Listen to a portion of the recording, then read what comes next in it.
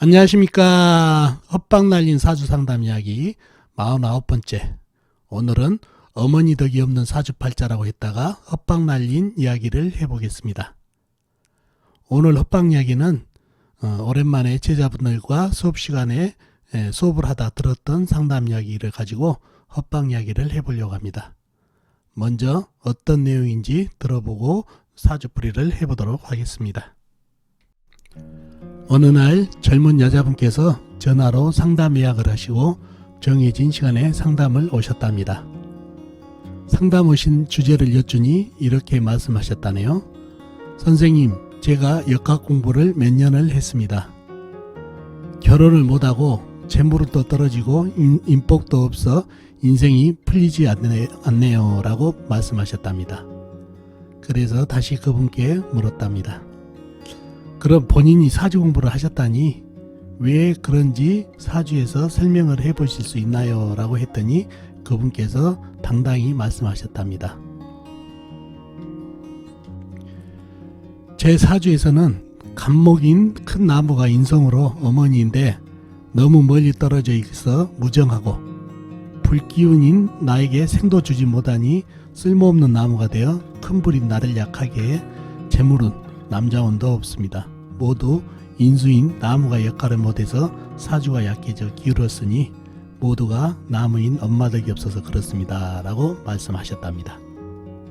이 얘기를 다 들은 그분께서 너무 황당해서 그분께 말씀했답니다. 어머니 덕이 없다니요. 어머니 덕에 그나마 이 정도 살아가는 겁니다. 그렇게 얘기하시면서 사주에서 나무가 하는 일을 다시 설명드리고 어머니 덕이 있다는 것을 인지시켜 줬던 상담이었답니다.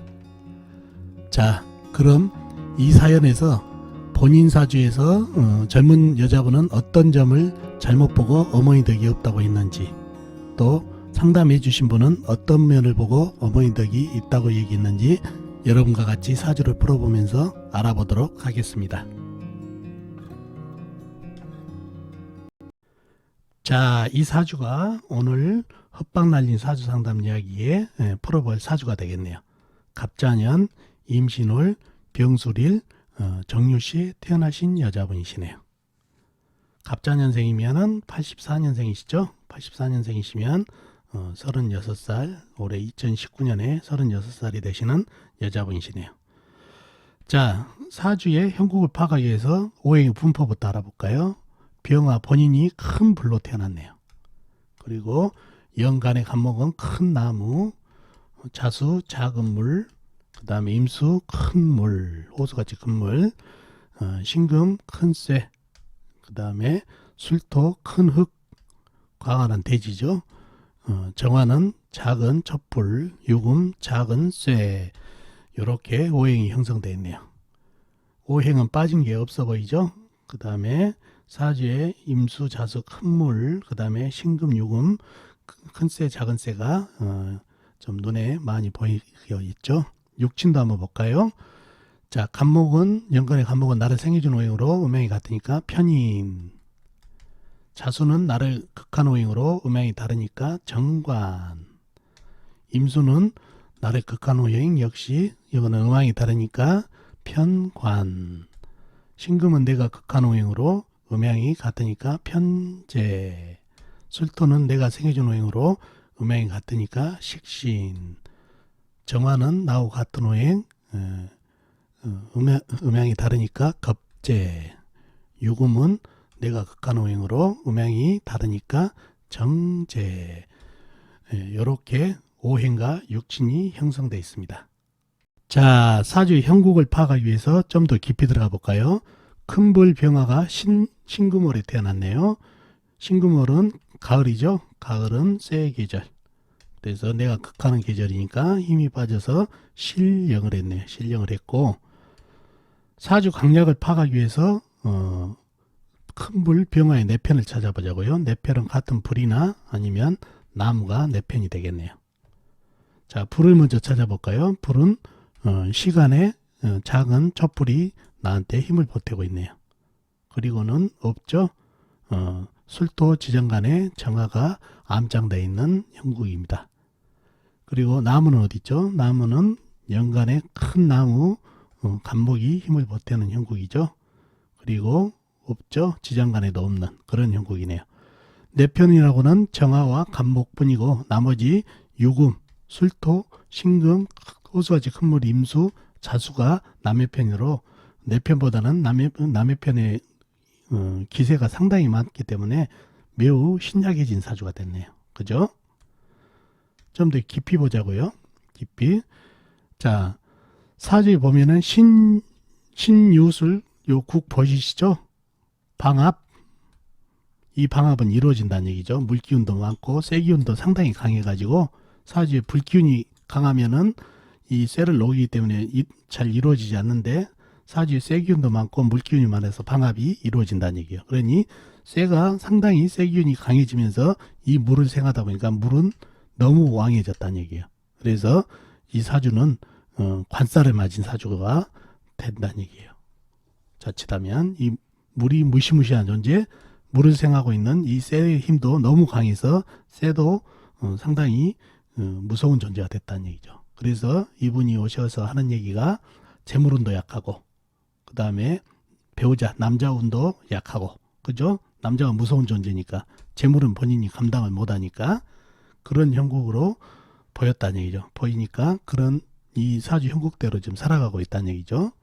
그래서 상담을 왔는데 자 이분이 오셔가지고 본인의 사주를 한번 왜 그런지 풀어보라고 그랬더니 엄마 덕이라는 얘기예요. 엄마 덕이 없어서 그렇다.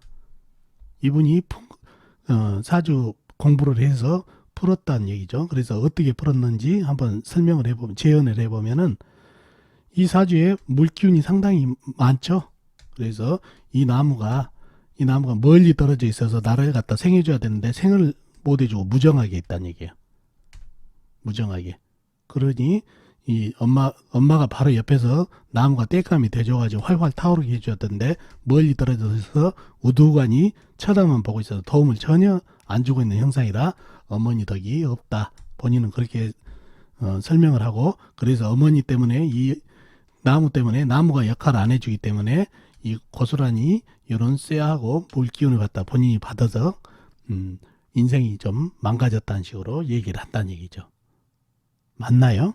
이게 설령 맞다 하더라도 이 학문을 떠나가지고 인생 살아가면서 남 탓하면 되나요? 네? 그게 아니다는 얘기죠. 살아가면서 모든 일에 있어서 본인이 감당할 수 있는 본인 탓을 해야지 남 탓하면은 발전이 없다는 얘기예요. 자, 그래서 그 역학하신 그 상담해 주신 분이 다시 바로잡아졌다는 얘기죠. 무슨 얘기냐? 이 나무가 지금 하는 역할을 봐라. 이게 만약에 없다고 생각해 보면 이 물은 바로 불을 공격한다는 얘기예요. 인병충 들어가죠? 더군다나 신유술 국에 생을 받은 물이 무시무시한 존재가 돼가지고 바로 이 물이 하는 일은 그렇죠. 나무를 생하던가 아니면 불을 끄던가 둘 중에 하나 한다는 얘기죠. 근데 이 기세등등한 물이 바로 나무가 없다면 불을 바로 공격한다는 얘기예요. 그러면은 바로 관살 맞은 사주가 돼서 사주가 휘청거리면서 무시무시한 관살 맞은 사주가 됐는데 이 큰 나무가 있어서 다행히 이 물들이 신유술 국에 생을 받은 이 물들이 나무를 생한지라고 큰 불을 갖다가 공격을 안 한다는 얘기예요. 그래서 이 간목이 죽기 살기로 이 물을 빨아먹고 있다는 얘기예요. 그런데 이 나무가 없었다면 바로 물이 불을 공격하는 그런 사주가 되는데도 그걸 모르고 멀리 있어서 나한테 생을 안 해주니까 무정한 엄마로 해서 나한테 도움을 안 준다? 아니죠. 이 나무가 없었으면 정말 이 사주는 관살 맞은 사주에 더 망가졌던 사주예요. 이 나무가 있었으니까 불을 바로 공격하지 않고 생이 우선이니까 나무를 생하면서 죽기 살기로 이 물을 빨아먹고 있는 간목한테 큰절해야죠. 이 병화가. 근데 어머니 덕이 없다고 얘기를 했다는 얘기예요. 그러니 기가 막힐 일이죠. 그래서 이 사주에서는 간목이 용신이에요. 정말 이거를 가리게 되면은 이 관살이 모두 이 병화를 공격해버리는 무시무시한 살이 된다는 얘기죠. 그래서 간목이 이 용신으로 버티고 있어서 정말 죽기 살기로 본인이 젖어가면서 죽어가면서도 이 물을 갖다가 죽기사기로 빨아들이니까 일간이 숨을 쉰다는 얘기예요. 용신. 예. 그런 형국의 사주다는 얘기죠. 그래서 이 관점, 관점, 이 나무가 나를 생을 못 해주니까 무정한 관계다. 그런 관점으로 봤고 그 여자분은 그게 아니죠. 실질적으로는 이 간목이 정말 이 무시무시한 물을 갖다 빨아들이면서 고군분투하는 불한테 직접 물이 공격을 못하게 하는 완충 역할을 해준 고마운 존재가 됐다는 시각의 차이 때문에 헛방을 날리게 된 그 여자분 사주였습니다. 자, 어떻습니까? 오늘 헛방 이야기 도움이 되셨나요? 도움이 되셨으면 좋겠습니다. 다음 시간에 뵙도록 하겠습니다. 안녕히 계세요.